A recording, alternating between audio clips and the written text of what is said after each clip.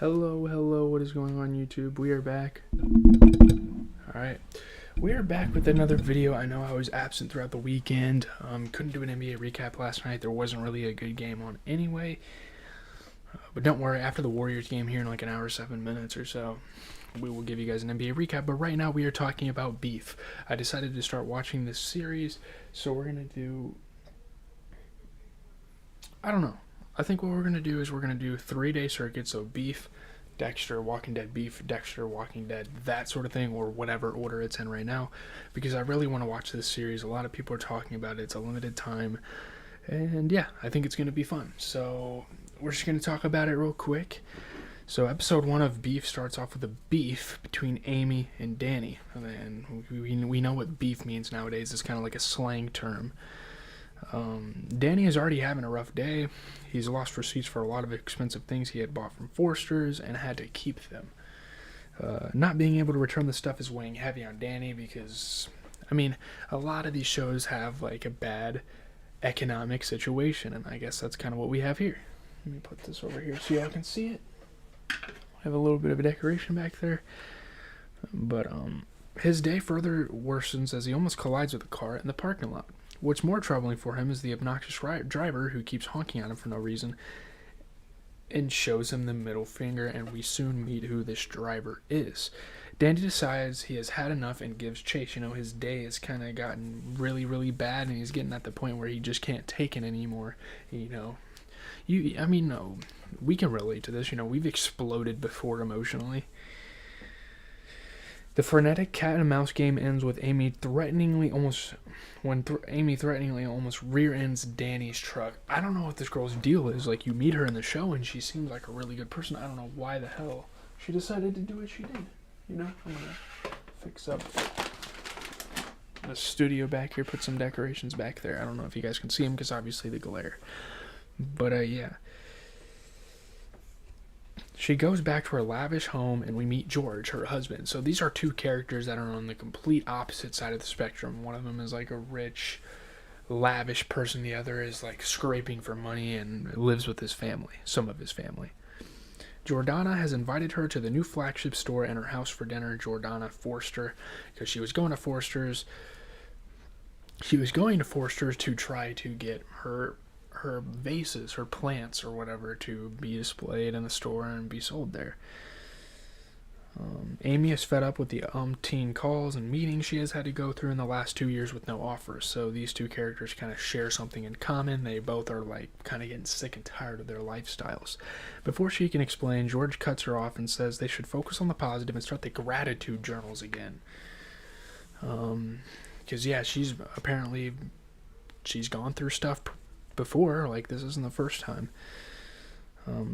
George doesn't even let her like tell her story. They have a daughter, Junie, while Amy is in the process of bidding her plant art store to Forster's. She wants Forster's to buy it. Danny lives with his brother Paul and vents about the guy. It's really funny because this whole time he thinks like it's just this like douchey like rich dude when it's actually a female. So it's really interesting. It's going to be interesting when they come face to face. He has a beef with this guy apparently. He also suggests he is tired of the world and its changing ways, instantly giving away the underlying existential crisis the makers want to bring out about our burned up generation and workforce. You know, these people are like, they're exhausted. A lot of people are getting exhausted in our society, and I think that's what this story is trying to tell. His parents want him to find a good Korean girl and get married. Like, his parents want him to live like the typical life, and he says fuck that. Like, why does he have to do that? When Danny learns Paul is gambling money in crypto, he lectures his brother. Can't just be playing with their money, they're not really rich. Their parents lost the motel they owned, and Danny had to start his own business as a contractor to get some money for him and his brother. They lost it because of Isaac, their cousin, who was doing shady deals at the motel, selling counterfeit baby powder formula, which is like such a random thing, but it's like so random that it could actually happen. Mia works for Amy's store, Koyo House, I think that's how you say it. George's father, Haru Nakai, was a great artist, and Mia and Danny studied his works in college, which is interesting. There's a lot of cool connections here. She tries to keep a smiling face for Mia and another customer who wants a photo. Amy seems to be in a similar spot mentally as Danny. We learn that Danny is more of a handyman than a contractor. He's not really capable of doing big scale and complex projects. He doesn't have any certification. It kind of reminds me of like the Parasite movie, where they like don't even have certification and they're like doing the pizza boxes and all that stuff and running the laundromat and all that. Fumi, George's mother, is critical of Junie's artwork, but she's a little fucking girl. It's really not that big of a deal. Even though she is young, Fumi wants her to get a real set teacher. You're supposed to enjoy your childhood, and that's what Amy wants for her daughter, but obviously Fumi's coming in here and trying to ruin everything.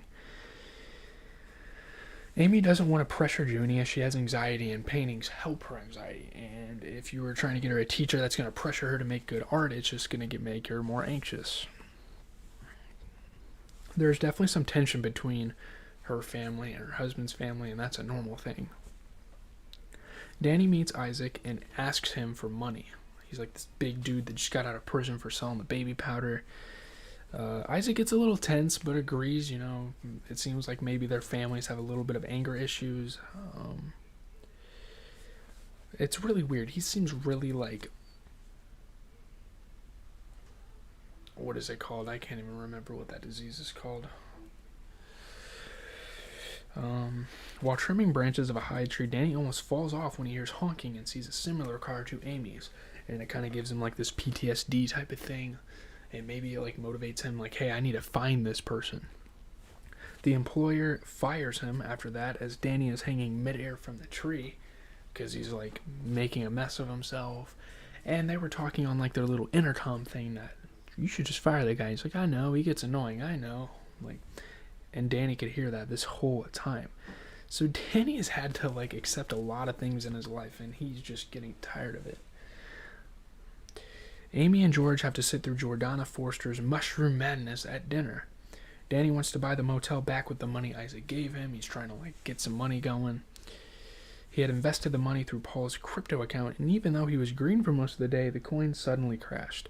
And it's really cool how they implement cryptocurrency, and I feel like maybe a lot more TV shows are going to do that in the future because it is a big thing now.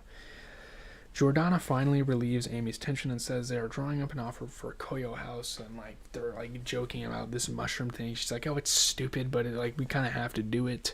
People are interested in it, blah, blah, blah. Later that night, Amy sees someone has posted a video of her and Danny's road rage online, and they're going to try to figure out where each other are, and that's where this journey kind of starts. But no one can see the car plates. She has trouble sleeping and tries to open George's locker, but can't do it. She wants to take the gun out because she doesn't feel safe. She hears June screaming and calms her down. She has a nightmare. At first, I thought something really bad happened to her. There was a big moment of tension there. She remembers the time when June was born and how happy Amy was back then, and now things have just gotten worse and worse. A lot more pressure for her company to succeed, especially by Fumi and George's family. She breaks down in tears, wanting to go back to that place when nothing more mattered than just being with June and at peace. Danny tries to kill himself with carbon monoxide, but cannot do it successfully as he keeps stopping in between. It's really fucked up. I mean, these two characters, although Amy is a little more well off, she still comes from a fucked up mindset, I guess. And Danny just wanted to end it all. He had a terrible day. We had a terrible couple of days, I guess the show took place. He got fired. He couldn't return these expensive things. His brother's crypto crashed, which he didn't allow him to buy anything or the motel. Instead, he looks up the number plate. He wants to fulfill this at least. I mean, if he wants to kill himself, he wants to at least fulfill who did this to him, because he's tired of just going through the motions and accepting things. The next morning, Amy brings up opening the safe and says she should have the combination, but George does not agree with her. And yeah, she's obviously not in a great place mentally. George understands that, so he doesn't want to give his wife, his mentally ill wife right now, access to a gun. Obviously, you know why.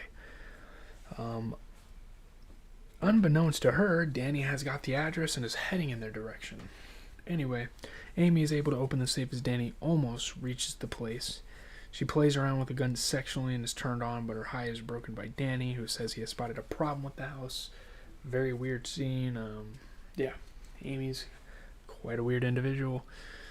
He shows up, he says he's a contractor, he's trying to keep up this marketing ploy, like, oh, there's something wrong with the house, the roof is like not, the supports aren't strong. When he brings up remodeling, she gets interested and opens the door, like, hey, you can help us do this. She wants to do things her way around this house. She invites him in and asks him to repair the roof problem. He also asks to see her garage.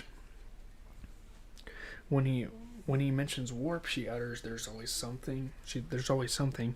Exactly the phrase Danny had been using all episode, and this is where these two connect. There's like a full circle moment between the characters. It's a really cool moment. They find similarities in each other, but when Danny asks about the car, Amy says that she drives it, and Danny asks to use it.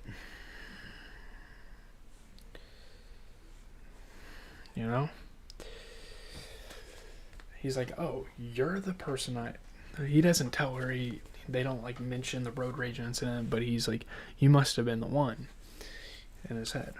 Amy sees that he has urinated all over the bathroom, and she chases after him, but to no avail. He gets in his truck and escapes. As he leaves, she takes down his number plate and sports an evil smile. So now what's going on in the series is they're pretty much going to try to chase each other. So, episode 1 of Beef is typical A24 madness. I did forget to mention it was A24 produced. They've made some great movies in the past. And the show promises that in abundance. Even though the plot does not meet the strangeness quotient we have come to expect from the studio, Beef certainly has a unique story to tell, and who knows, things could get really weird here. Ali Wong and Steve Yeun are both playing archetype characters, but don't look out of their depth at all. They're essentially the same person fed up with the world and trying to fit in. It remains interesting to see how Amy, played by Wong, tries to get back at Danny, played by Yoon, in the next episode, and that's what really grasps us. She has this plate, and now we're going to figure out what her revenge is. Episode 1 oscillates between emotional extremes, although fails to find a middle ground. Is that the recipe for Season 1 of Beef? Let's find out. I don't know if there's going to be any more episodes, by the way. I'm not going to be able to give you guys a weekly track roundup right now. I think I'm going to save that for later because the second half of the Warriors game just started. I'm going to have to go watch that. It is the Game 7. It's really important. But for you music fans, don't worry. We're going to be talking about all the music later. Leave a like, comment, subscribe. And for all you basketball fans, of course, we are also going to be talking about the basketball games. So leave a like, comment, subscribe, all that stuff. GCTV, I am out. Thank you guys.